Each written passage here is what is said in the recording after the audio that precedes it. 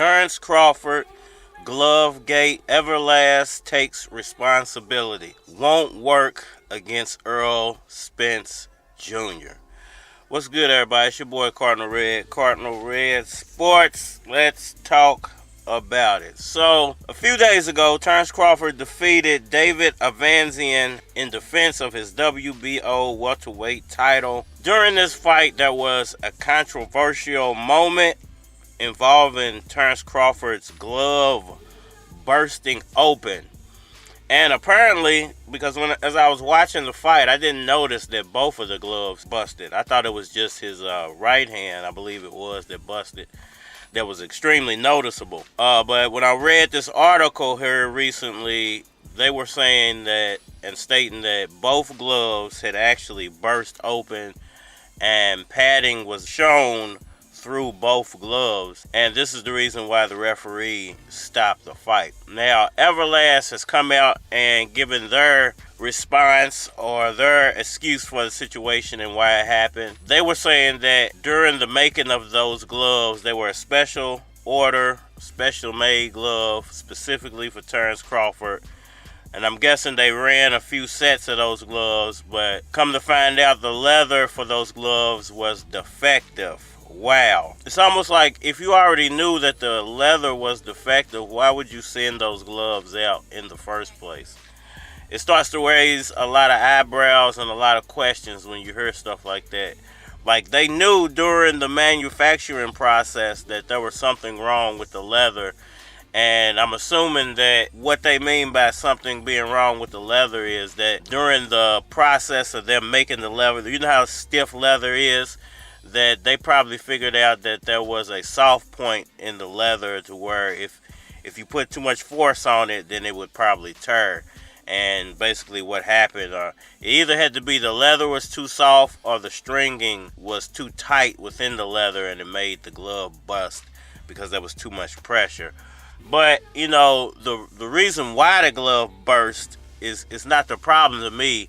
The fact that they would send out a pair of gloves, they knew that the leather was defective within. Like, it says a lot about the people making those gloves, and it says a lot about the fact that why would you think that that's okay to give someone some defective gloves for a championship bout? Knowing, like, they knew that the gloves were defective. Now, would that fly in an Errol Spence Jr. undisputed bout? If Errol Spence and Terence Crawford were fighting and Terence Crawford's gloves burst open, would you consider him cheating? Would you think that he was trying to cheat Errol Spence? Would you think that he was trying to pull some shadiness during an Errol Spence match? Because I think that's enough to stop the contest in its tracks. You know, I don't know if they would fully stop the contest and force Terence Crawford's side to re-glove up.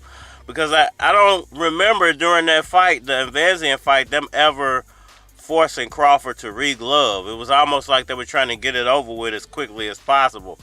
So they just let it go, which is strange all in itself. I didn't know that the commission could pull some stuff like that. Like, what makes you think it's okay to allow someone with padding basically coming out of their gloves? Because when the padding starts to come out, that means that the punches are becoming harder. You're going to feel those punches a lot more than you would before the padding started coming out. And I guess there's no coincidence that he scored the knockout after the padding started coming out of the glove.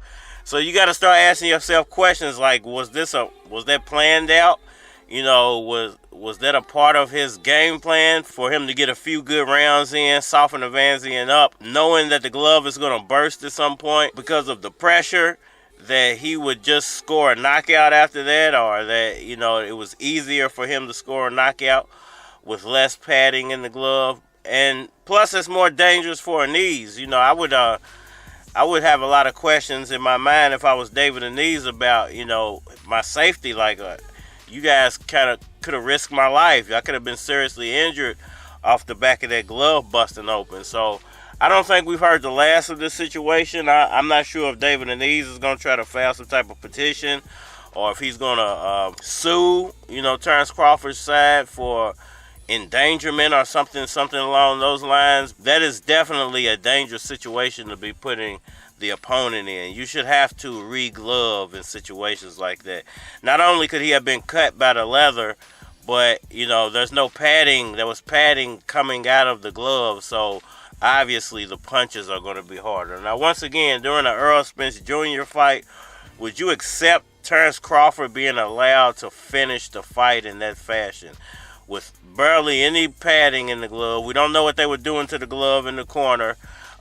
You know, after that, I can't say that I even paid attention to what they were doing to the glove. Whether they were trying to stuff the padding in, were they pulling padding out of the glove during the breaks, you know, when the rounds were over with. So a lot of questions to be asked. A lot of eyebrows are starting to be raised. You know, there's so much shadiness surrounding Terence Crawford, man. Everything involving his career seems to be smoke and mirrors. It seems to be, you know, watch this hand while the other hand does something shady.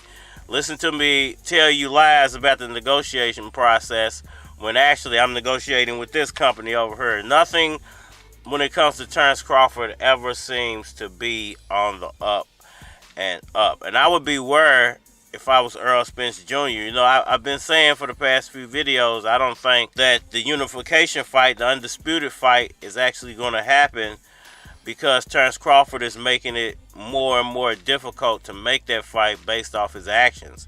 You know, lying about the negotiation, you know, telling people that they're lowballing them, you know, race baiting PBC, telling them they're giving them a slaves deal, all this type of stuff. Now you got this glove situation. I would be extremely cautious if I was Errol Spence Jr. I would be, man, everything would have to be in my favor. I think this is why boxers want everything in their favor, or some fighters, you know, because I don't think it was fair for Mayweather to do that to everybody. But this is the reason why some fighters want everything in their favor, because of situations like that. You want to make sure that you get to pick the gloves, because if you pick the gloves and your opponent's gloves burst, then you have nobody to blame but yourself, because you picked the gloves. Now, if they pick the gloves and then their gloves burst and you end up losing the fight, you're going to have a lot of doubt about whether it was those gloves that cost you the fight or not. So I can't blame people for wanting stuff in their favor. I don't think it's fair for every fight to be that way and for every aspect of a fight to be in your favor. But stuff like gloves, refs, judges, you know, I can say some fighters, and especially if there's a wide margin between the popularity and the amounts of money and the fame and the titles, and you know, there's so much going Errol Spence's way. It's hard to argue for him not to get everything in his favor, because in the Maypac situation, I feel like he didn't deserve everything in his favor because they were equally as popular. It wasn't like Mayweather was a unified champion or anything at that time. There was no one-upmanship when it comes to belts. But, you know, I feel like he still got everything in his favor based off of money. It had nothing to do with like talent levels or belts or anything. It was just based off of money and perceived popularity. I definitely would walk lightly if I was Errol Spence. What do y'all think about that? Do y'all think that Terence Crawford cheated? Do y'all think that Errol Spence should be cautious? Do y'all think that he deserves to have everything in his favor now, knowing everything that you know and have seen everything that you've seen when it comes to Terence Crawford? Hit that like button for me. Share, subscribe. Holler at me on all social media platforms. Facebook, Instagram, YouTube. More than likely to get a response on the tube, so holler at me over there. And Twitter, and we are Manny. Get paid. Said everybody gotta get paid. Get paid. Said everybody gotta get paid. I can't hate you, dog. Get your pay. Hey, yo, I came up. Louisville, West End, nigga, 22nd Street today. And ain't nobody really paved the way. So I'm out here struggling, trying to make my way. I see lax, bourbons, nigga, knocks watch. At the same time, I'm smoking on a talk stop. I'm thinking of his ways to get my bread in. But now it's a dead end, and plus I got dead friends. And my people just got out of that pen. Yeah, I should've wrote him, but you know how that is. Niggas see me rolling, cops pull me over and they mad it ain't stolen. Money be folding. You know I'm trying to rescue my nieces and my nephews, put them in a prep school. I suggest you approach respectful. I'm all about them big checks, dude. Niggas outside, they slanging that rock. Chicks on the side, they slanging that. Nigga like me, you making see. Chick making money, they breathing. I said everybody gotta get paid.